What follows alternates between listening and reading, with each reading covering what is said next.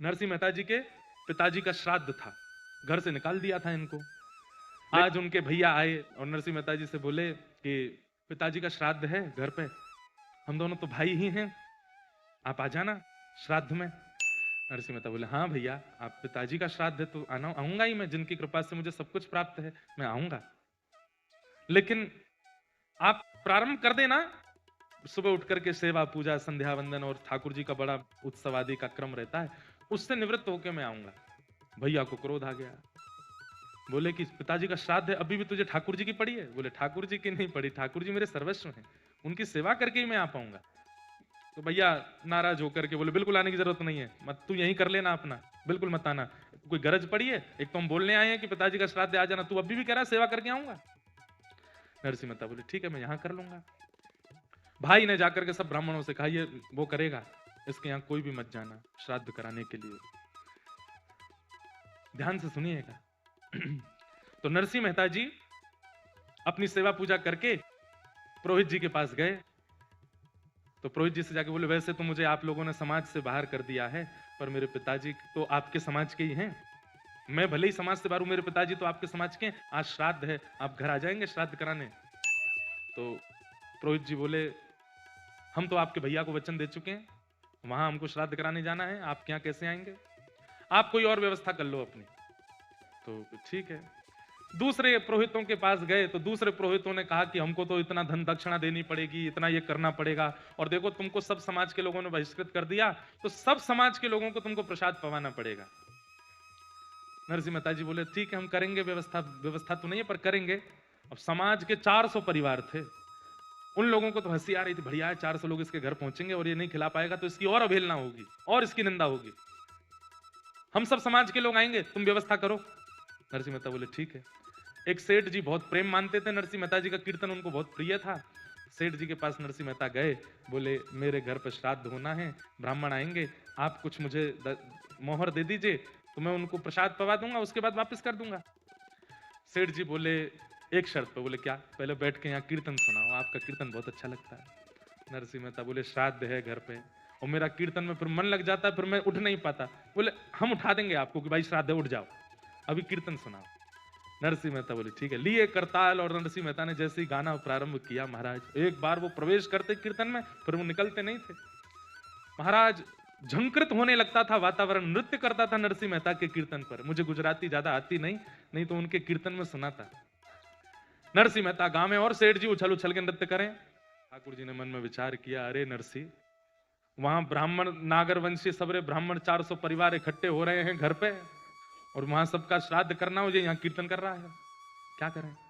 तो ठाकुर जी नरसिंह मेहता बन के चले गए और नरसिंह मेहता बनकर के घर पे गए, पत्नी से बोले ए देवी देख कितने सारे ब्राह्मण आए हैं, जल्दी कर प्रसादी बना। बोले कहां से बनाऊं प्रसादी, रसोई में तो कुछ है नहीं। अरे तू जब नहाने गई थी मैंने लाके सब धर दिया, देख तो सही। भीतर जाके देखा तो आटा दाल चावल सब बड़ी मात्रा में भरा था। अब तो पत्नी बोले अभी बनाती हूँ। तुरंत लग गए महाराज अमनिया करने, सब सामग्री बनाने। नरसिंह मेहता भी बीच बीच में जाके सामग्री सिद्ध करावे, ब्राह्मणों को सब आप बैठो बस थोड़ी देर दो, अभी बस प्रसादी सिद्ध हो रही, श्राद्ध आदि। ठाकुर जी ने नरसिंह मेहता के पिता का श्राद्ध अपने हाथ से किया, क्योंकि नरसिंह कीर्तन में व्यस्त है, नरसिंह अभी कीर्तन कर रहा है अपने हाथ से। ठाकुर जी जिसका चिंतन कर लें वो मुक्त हो जाता है, जिसका श्राद्ध कर दे उसका क्या होगा। सब ब्राह्मणों को, ब्राह्मण तो सब बैठे थे, बोले अभी तक तो सब ठीक ठाक सही चल रहा है, देखते हैं क्या पवाएगा। और फिर तो असली तो मजा तब आएगा जब दक्षिणा की बारी आएगी। 400 परिवार के लोग, कम से कम 1,500 हजार लोग थे वहां पे, सबको प्रसादी पवा रहे हैं। ठाकुर जी अपने हाथ से सबको खीर परोस रहे हैं, सबको जो जो सामग्री सब परोस करके दक्षिणा की बारी आई। ब्राह्मण देवता बोले अब तो नरसिंह मेहता बहुत बढ़िया पवाया तुमने, प्रसादी दक्षिणा बांटो जी, जो रूखी सुखी हो स्वीकार कीजिएगा। बोले तुम दो तो सही। एक एक पोटली भर करके महाराज उसमें 12-12 सोने की मोहर सबको बांटी ठाकुर जी ने अपने हाथ से। वे जैसे ही दक्षिणा लेवे, बाहर देख के बोले कंकड़ पत्थर भरे हैं क्या? भीतर खोल के देखे तो सोने की। सब नरसिंह मेहता को देखते रह गए। अब तुम्हारा सब आशीर्वाद दें। और कहे नरसिंह मेहता आज तो तुमने आनंद कर, तृप्त कर दिया सबको, सब आनंद कर दिया। अरे आप बस आशीष बनाए रखो, अपना कृपा बनाए रखो, सब प्रसन्न रहो। अब वो सब ब्राह्मण निकले वहां से। वहां थोड़ी दूर पे भैया भी अपने पिताजी का वो कर रहे थे, एक ही पिताजी का श्राद्ध दोनों भैया कर रहे थे। वहां 10-15 बड़े बड़े विद्वान वेदज्ञ नागरवंशीय जो विद्वान थे वो सब वहां पे प्रसाद जीम रहे थे। वहां वेद मंत्र का पाठ चल रहा है, बड़ी विधि विधान से सब कुछ चल रहा था। दक्षिणा की बारी आई तो भैया ने, उस काल में सबसे बड़ी दक्षिणा होती थी 1.5 रुपया। वो 1.5 रुपया दिया, तो 1.5 रुपया देख करके भी बोले 1 रुपया देते हैं सामान्य लोग, 1.5 दिया है। वाह भाई, आनंद कर दिए भाई नरसिंह मेहता जी के बड़े भैया ने। बोले अब नगर में जाके बताएंगे 1.5 रुपया मिला हमको।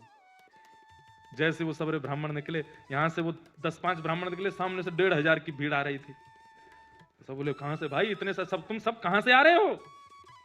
अरे महाराज पूछो मत, नरसिंह मेहता ने अपने पिताजी का श्राद्ध किया।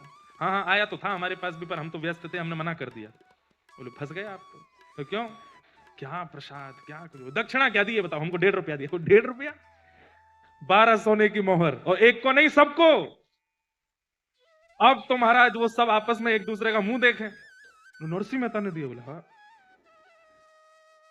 हमारी तो भाई 1.5 ही हम बहुत समझ रहे थे। बोले महाराज हम लोगों को तो इतना मिल गया कि अब इस जन्म में किसी का श्राद्ध खाने की जरूरत नहीं है, पूरा कुल खानदान चल जाएगा, तुम खाते रहो इसके घर पे ही, हमारा तो नरसिंह बढ़िया है। ठाकुर जी सब कर करा के पत्तल वत्तल, दोनों पति पत्नी, ठाकुर जी पति बन गए, नरसिंह मेहता पत्नी के साथ पत्तल उठा करके सब धर के हाथ बात जिम के। बोले लाओ देवी अब हमें पवाओ। हाँ बैठो ना। बैठ गए ठाकुर जी, नरसिंह मेहता के यहाँ प्रसाद पा रहे हैं। प्रसाद पाने के बाद देवी अब तुम भी पालो, हम जाते हैं थोड़ा हाथ आदि धो के संध्या वंदन करते हैं। ठाकुर जी की प्रसादी थाली में ही पत्नियां पाती हैं, ऐसा नियम रहा। तो पति की प्रसादी थाली में बैठ करके वो जिमने लगी, ठाकुर जी हाथ धोने के बहाने गए, वहीं से अंतर्ध्यान हो गए। नरसिंह मेहता का कीर्तन वहां पूरा हुआ। सेठ जी से बोले सेठ जी तुमने बताया नहीं, वहां पे ब्राह्मण आ गए होंगे, हमारा श्राद्ध है, अब और कुछ सुनना पड़ेगा, एक नया बवाल हो जाएगा। अपने वंश से निकाल दिया, कुल से निकाल, अब गांव से भी निकाल देंगे सब। सब बैठे होंगे, अरे हमसे गलती हो गई, अब क्या करें? बोले अब क्या करें, अब तो जाता हूं मैं। जैसे पहुंचे तो वहां देखा तो पत्नी जिम रही थी। नरसिंह मेहता बोले तुम प्रसाद पा रही हो? ब्राह्मण नहीं आए अभी तक, पिताजी का श्राद्ध होना था, सबको पवाना था, फिर देवी ये है कि क्या किया आपने? अभी ब्राह्मण आए नहीं, उन्होंने पाया नहीं, फिर उसके बाद मैं पाऊंगा, फिर पाना होता है। क्या बात कर रहे हो आप? संध्या करके सब भूल गए क्या? हो तो गया सब, सब पापा करके चले गए, आज क्या बढ़िया सुंदर आपने पाया, और अभी क्या क्या बोल रही हो? अरे आप ऐसे क्यों बचकानी हरकत करते हैं? हो तो गया श्राद्ध, 1,500 ब्राह्मण आए थे, सबको बढ़िया पवाया आपने, 12-12 वैसे इतना कहां से लाए इतना सोना? सबको 12-12 सोने की मोहर बांट करके आप पाए, संध्या करने गए तभी तो पा रही हूं मैं। नरसिंह मेहता घुटने पर बैठ गए, बोले देवी सब हो गया, पूरा वृत्तांत बताया। बोले आप ही घूम रहे थे। नरसिंह मेहता के नेत्र सजल हो गए, मैं नहीं था, द्वारिकाधीश आए थे, मेरे रूप में द्वारिकाधीश आए थे। पूछ रहे हैं कहां बैठे थे, कहां चले थे, मुझे दिखाओ तो। बोले यहां बैठे थे। नरसिंह मेहता उस स्थान को हृदय से लगा, मैं कहां चले थे? बोले यहां चल रहे थे। पत्तल अपने हाथ से लगाई, परोस करके गए, पिताजी का श्राद्ध किया। नरसिंह मेहता रोने लगे, मैं इस योग्य नहीं हूं नाथ, आप कितना करते हैं मेरे लिए, क्यों करते हैं मुझसे इतना स्नेह, क्यों करते हैं मुझसे इतना प्रेम? आप अपनी पत्नी को हृदय से लगा के बोले भाग्यशाली हो, ठाकुर जी आए थे, मैं तो व्यस्त था वहां कीर्तन में,